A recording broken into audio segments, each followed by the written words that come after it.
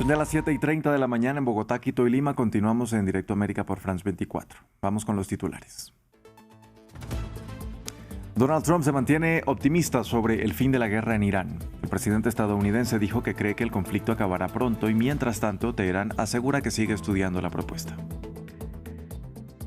Marco Rubio se reunió en el Vaticano con el Papa León XIV, la primera visita de un funcionario de la administración Trump durante más de un año.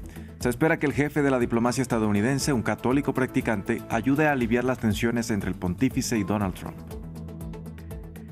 El Reino Unido celebra elecciones regionales y locales. Casi 5.000 escaños están en juego en los consejos municipales de Inglaterra y los parlamentos de Escocia y Gales, y los pronósticos señalan un posible golpe al Partido Laborista del primer ministro Keir Starmer.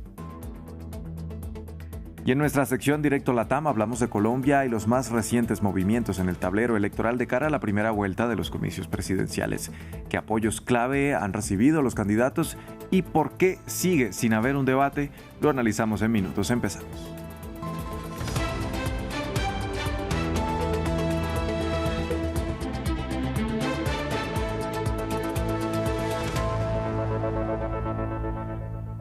Vamos a iniciar en Medio Oriente. Este miércoles el presidente Donald Trump dio a entender que las negociaciones van por buen camino tras afirmar que se habían mantenido conversaciones muy buenas con Teherán y que Estados Unidos había ganado en esencia la guerra.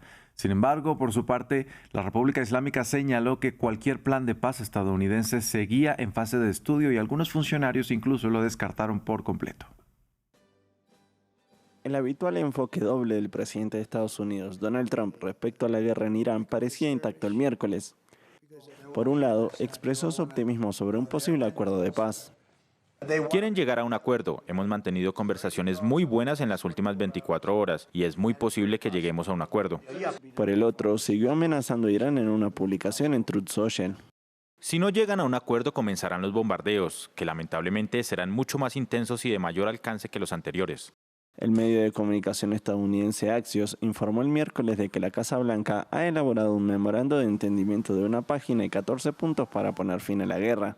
Entre otras disposiciones, el acuerdo implicaría una moratoria iraní sobre el enriquecimiento nuclear, el compromiso de Estados Unidos de levantar las sanciones a Irán y que ambas partes levanten las restricciones al tránsito por el estrecho de Hormuz. Aunque entre algunos funcionarios de la Casa Blanca existe escepticismo sobre si se llegará siquiera a un acuerdo inicial, las fuentes afirman que esta es la vez que más cerca han estado las partes de alcanzar un acuerdo desde que comenzó la guerra. Sin embargo, en una publicación en X, el portavoz iraní Ebrahim Rezaei desestimó las exigencias estadounidenses, calificándolas de lista de deseos, y subrayó que Irán está preparado en caso de que se reanuden las hostilidades. Irán tiene el dedo en el gatillo y está listo. Si no se rinden y hacen las concesiones necesarias, la respuesta será dura y lamentable. Mientras tanto, persisten las tensiones en el estrecho de Hormuz. El miércoles, el ejército estadounidense afirmó que había disparado e inutilizado el timón de un petrolero que había intentado romper el bloqueo de Washington.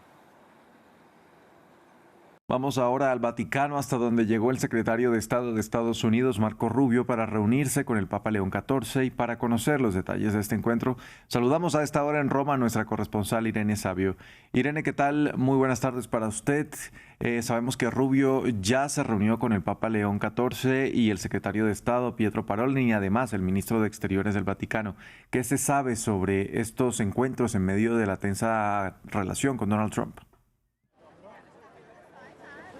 Sí, así es, un día de mucho ajetreo y también nervios aquí en el Vaticano. Como decían, el secretario de Estado de Estados Unidos, Marco Rubio, se ha visto esta mañana primero con el Papa León XIV y después ha mantenido encuentros con su homólogo vaticano, Pietro Parolin, y también con el ministro de Exteriores del Vaticano, Monseñor Gallagher. Unos encuentros que además llegan después de los duros ataques del presidente estadounidense Donald Trump, quien también esta semana ha vuelto a criticar al pontífice, ha dicho que pone en riesgo la vida de muchos católicos y también ha insinuado que simpatiza con la idea de que Irán tenga armas nucleares. En ese sentido, este encuentro de Rubio hoy ha sido leído por los analistas como un intento de distensión, de enfriar los ánimos, y recordemos en esta línea que Marco Rubio es un católico practicante y de tradición, a diferencia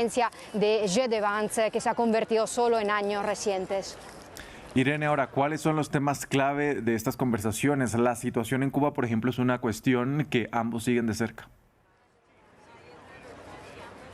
Sí, así es. Los desires sobre la mesa son muchos, además de la contrariedad del Papa a la guerra contra Irán y la preocupación por Venezuela. El Papa León XIV también se ha pronunciado recientemente de nuevo sobre la pena de muerte. Sabemos que esta es una posición conocida de la Iglesia, pero ha vuelto a hablar del tema justo cuando Donald Trump también ha anunciado que planea ampliar esta drástica medida.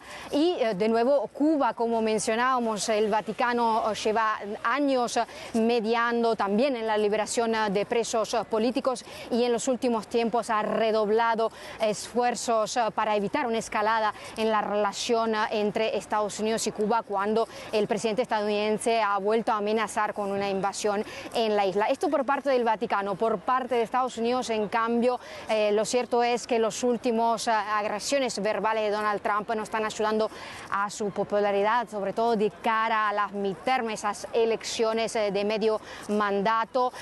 Recordemos en esta línea que cerca del 20% de la población estadounidense es católica y que también ha habido voces republicanas que se han pronunciado en contra de estos ataques de Donald Trump contra el pontífice. Ahora, Irene, finalmente cuéntenos cómo va a continuar esta visita. Sí, bueno, lo cierto es que hoy hemos llegado aquí a un Vaticano que estaba bajo unas fuertísimas medidas de seguridad. Ahora todo se está desmantelando, pero hemos visto una Roma de los grandes eventos. Los turistas incluso solo podían circular en algunos cordones y solo los periodistas y los funcionarios vaticanos podrían acceder. Esto se los cuento para explicarle un poco el clima en el que está viviendo esta ciudad. La visita de Marco Rubio, que en el día de mañana continuará con una esperar reunión con la primera ministra Giorgia Meloni y también con otros encuentros en programa con el ministro de Relaciones Exteriores y el de Defensa. Los temas ahí serán, por supuesto, el estrecho de Hormuz, pero también en este caso se lee como un intento de reacercamiento después de los distanciamientos de la primera ministra italiana, antes considerada uno de los principales aliados de Donald Trump en Europa, pues después de los recientes distanciamientos también por los ataques de Donald Trump contra el Papa, pero no solo por eso, también por la guerra en curso contra Irán. Irene, muchas gracias por este reporte desde el Vaticano. Nosotros seguimos con noticias sobre la situación en el crucero del Atlántico, donde se detectaron casos de hantavirus y murieron 3 personas. Uno de los focos de atención está puesto ahora en los cerca de 30 pasajeros que ahora se sabe bajaron del crucero en Santa Elena antes de arribar a Cabo Verde. Durante estas horas se intenta rastrearlos para analizarlos. Esto mientras son ya 5 los tripulantes infectados por el virus en el crucero. La embarcación, que pasó días varada frente a las costas de Cabo Verde, ya se dirige a Canarias, en España, donde su evacuación comenzará hasta el 11 de mayo. Los 14 españoles a bordo serán atendidos en Madrid. Los servicios de salud atienden a los pacientes con hantavirus, mientras la OMS da un parte de tranquilidad. Este miércoles, el Ministerio de Sanidad de España confirmó que el crucero MV Hondius, en donde se encontró el brote de la enfermedad, está de camino a las Islas Canarias con alrededor de 150 personas que no presentan síntomas. En contraposición, los contagiados con el virus siguen siendo trasladados. Un avión con 3 personas sospechosas de tener la patología aterrizó en Países Bajos para que los pacientes sean atendidos en centros de salud especializados. 2 de ellos serán tratados en Suiza y Alemania. Entre tanto, algunos antiguos pasajeros del crucero de lujo, en el que murieron 3 personas por el brote, cuestionan el manejo de la situación dado por las autoridades del buque. La vida siguió su curso, volvimos a desayunar, almorzar y cenar todos juntos en el comedor, y todo era en forma de buffet libre. No llevábamos mascarillas, no nos habían pedido que las lleváramos, y organizaban actividades en grupo y clases como de costumbre. Virólogos expertos de la Organización Mundial de la Salud señalan que el primer contagio por hantavirus no pudo haberse dado dentro del crucero, que zarpó desde Ushuaia, en el extremo sur de Argentina, aunque la entidad asegura que es muy poco probable que la enfermedad se propague masivamente. No se trata del próximo COVID, pero sí es una enfermedad infecciosa grave. Ya sabes, es una enfermedad infecciosa que si la gente se contagia y los contagios son poco frecuentes, puede provocar la muerte. Por eso es fundamental disponer de información temprana y precisa, saber cuál puede ser tu exposición real. El Ministerio de Salud de Argentina informó que enviará una misión especial a Ushuaia para examinar si hay presencia de roedores con hantavirus. Reino Unido celebra este jueves elecciones locales y regionales en las que se pronostica un duro golpe al primer ministro Keir Starmer y se reanudan las dudas sobre su capacidad para gobernar. Hay en juego casi 5.000 escaños en consejos municipales de Inglaterra y los parlamentos de Escocia y Gales, donde el partido populista Reform UK del defensor del Brexit, Nigel Farage, se perfila como la principal fuerza opositora, desafiando el tradicional sistema partidista británico de laboristas y conservadores.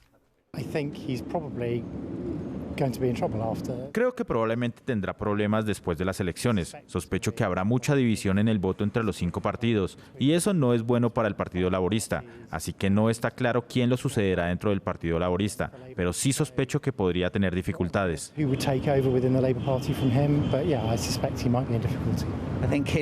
Creo que Keir Starmer está teniendo problemas. El país no necesita un cambio de primer ministro en este momento, necesita estabilidad, pero esa es solo mi opinión.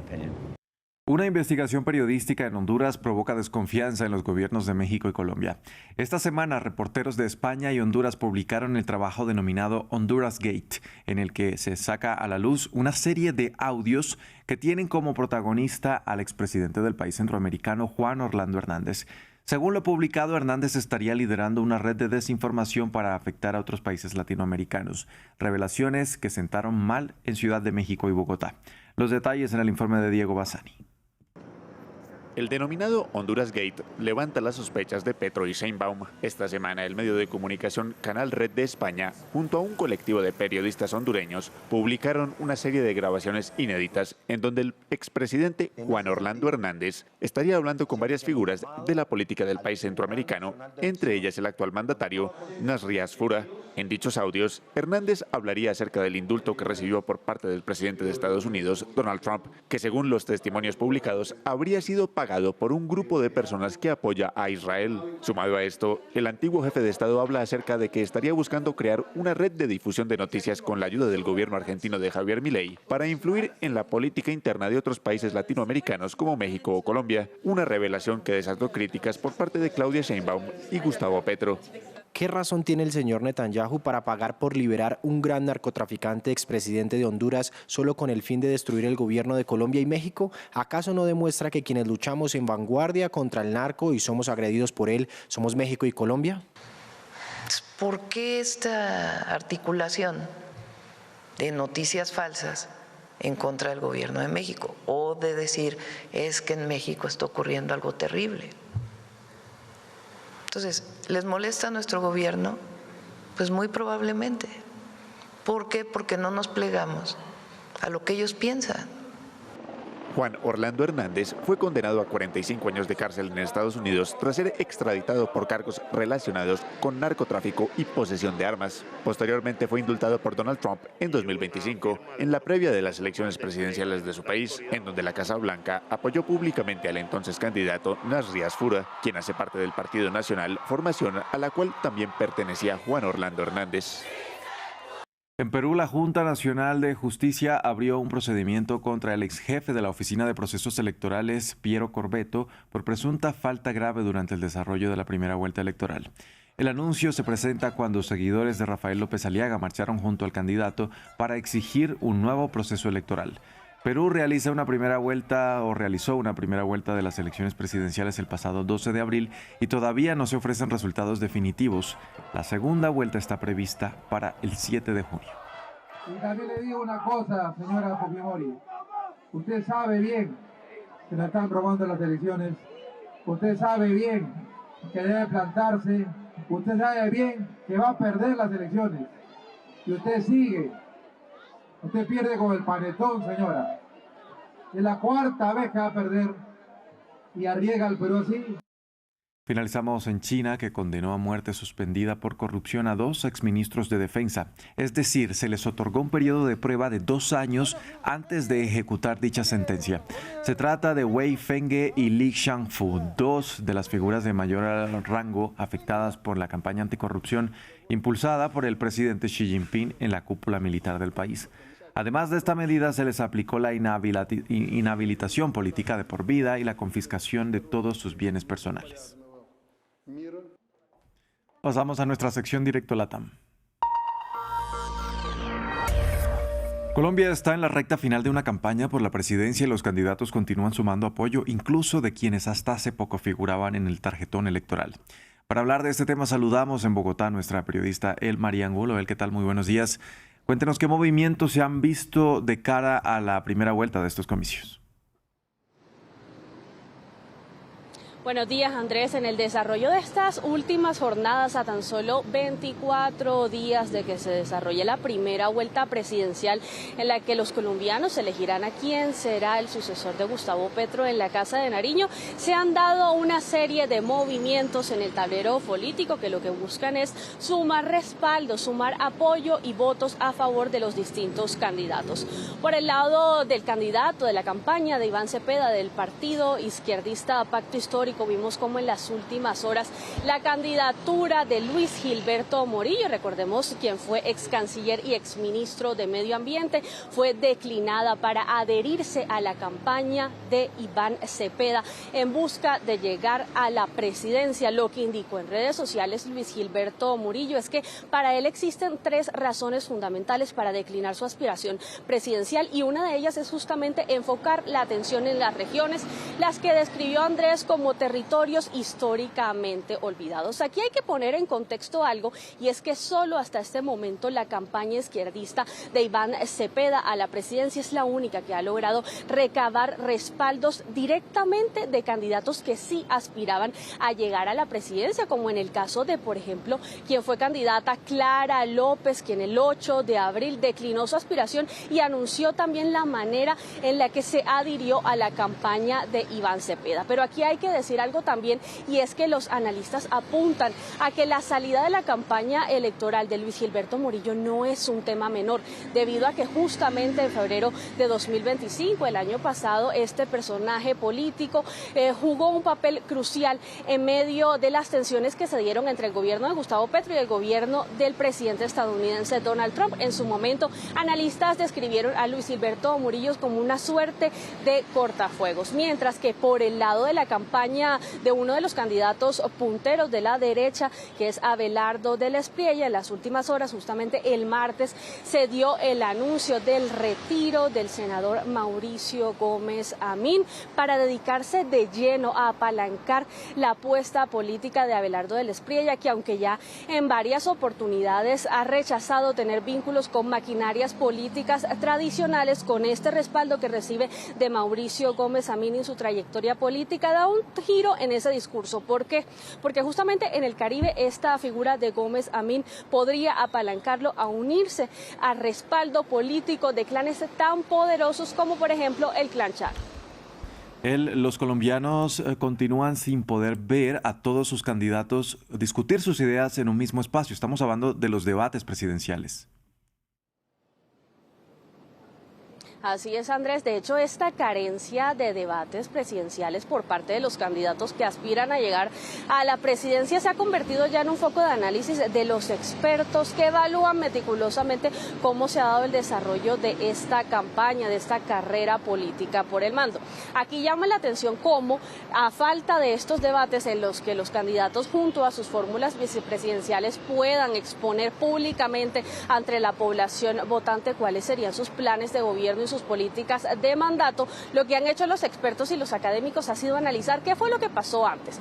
De hecho, uno de estos temas es ver cómo el actual presidente Gustavo Petro sí asistió a 5 de los 21 debates que se dieron en torno a esa campaña que finalmente lo llevó a convertirse en presidente en el año 2022. Vemos también cómo esa participación del expresidente Iván Duque es motivo de análisis. En su momento, Iván Duque asistió asistió a 9 de los 12 debates que se dieron en el marco de esa contienda política por llevarlo al mando. También es analizado cómo fue la participación del expresidente Juan Manuel Santos en su carrera diplomática y política por llegar al mando, y también Álvaro Uribe Vélez como dos de las figuras cruciales, así como vemos como en el pasado sí se dieron estos encuentros en los que el electorado colombiano pudo ver a sus candidatos debatir sobre cómo serían las posturas y las medidas que llevarían a cabo para favorecer temas tan importantes para esta nación como el manejo de los temas de seguridad, el establecimiento de políticas que fomenten la paz en este territorio, la incorporación también de las disidencias de las FARC, el manejo vial, la educación y el fortalecimiento del sector de la salud en esta nación que sin duda vive una crisis no solo fiscal, sino también en materia sanitaria debido a la deuda elevada que presenta el Estado con varias de las instituciones más importantes enfocadas en la prestación de los servicios de salud a la población colombiana. María Angulo con el reporte, muchas gracias. Y a continuación, en nuestro reportaje del día, vamos a Indonesia, donde el juego y las apuestas en línea se están convirtiendo en un flagelo para los jóvenes. Esta es la historia.